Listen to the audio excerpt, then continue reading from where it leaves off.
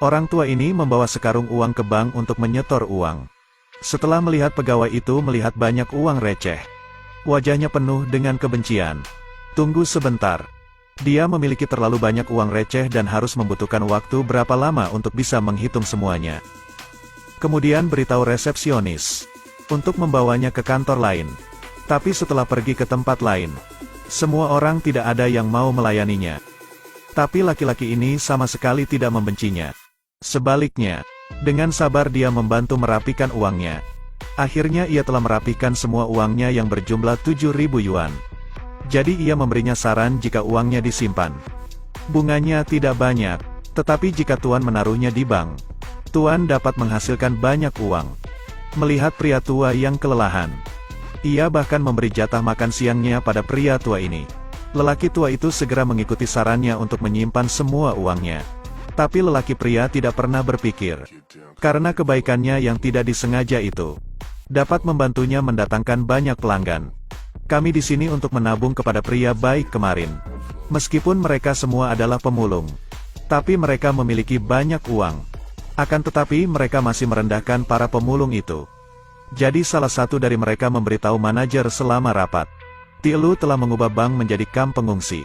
Bahkan baunya tidak enak dan dapat merusak parah citra bank. Tetapi manajer mengatakan, selama ini bisa menghasilkan uang. Ia dapat melakukan apa saja. Akan tetapi wanita ini telah mengambil kesempatan. Ia berperan seolah-olah dapat menangani semuanya. Malam itu, ia bahkan mengambil hati manajer untuk mendapatkan posisi terbaik. Keesokan paginya, manajer datang menemui pria baik itu. Akan tetapi ia berpura-pura memujinya. Untuk menurunkan posisinya, ia memberinya posisi kepala lapangan. Sebenarnya dia mengirimnya untuk menjadi penagih hutang. Tielu mengira dia telah dipromosikan, dan terus berterima kasih kepada manajer. Jangan khawatir tentang semuanya. Saya yakin saya tidak akan mengecewakan harapan Anda.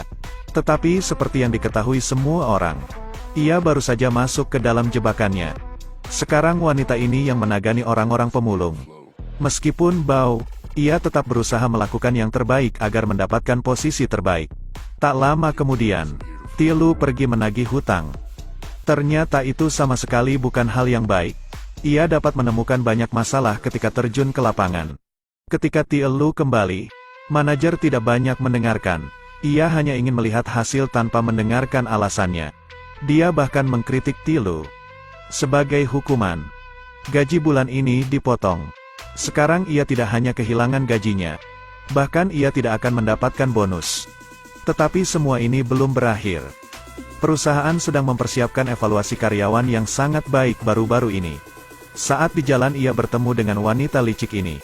Meskipun terlihat ramah di luar, tapi busuk di dalam, Tielu masih tidak mengerti apa yang sedang terjadi. Ketika makan siang, rekan-rekannya menasihatinya untuk tetap bertahan. Mereka akan terus mendukungnya. Tak lama rapat pun akhirnya dimulai. Ketika manajer Chow mengumumkan hasil pemungutan suara, wanita itu dinilai sebagai karyawan yang sangat baik. Melihat itu ia tidak bisa mengerti lagi. Manajer mengatakan sebenarnya pekerjaan Tuan Tieu sangat bagus. Tetapi kemampuan menulisnya di bawah rata-rata. Jadi saya meminta dia untuk menggantikannya. Ternyata kinerja lebih baik darinya. Sekarang tidak hanya tidak diakui. Sebaliknya, semua rekan kerja memihak padanya. Dia memberitahu istrinya tentang masalahnya.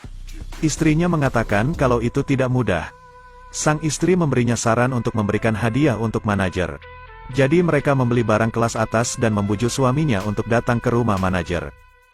Tetapi tepat di depan rumah manajer, ia melihat wajah rekan wanitanya berjalan keluar dari rumah manajer. Sebelum pergi, manajer memberinya banyak hadiah. Melihat pemandangan ini, Tieu baru ingat bahwa istri manajer sedang dalam perjalanan bisnis bulan ini. Saat ini ia tahu trik yang dilakukan teman kerjanya.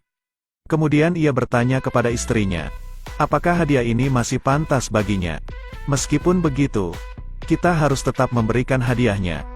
Setelah banyak berdiskusi malam itu, sang istri dengan cepat menemukan cara. Dia ingin membantu suaminya mendapatkan kembali semua yang pantas dia dapatkan. Saat ini wanita itu masih bisa tertawa dan tersenyum. Apakah dia bisa membalikan keadaannya? Tunggu episode selanjutnya.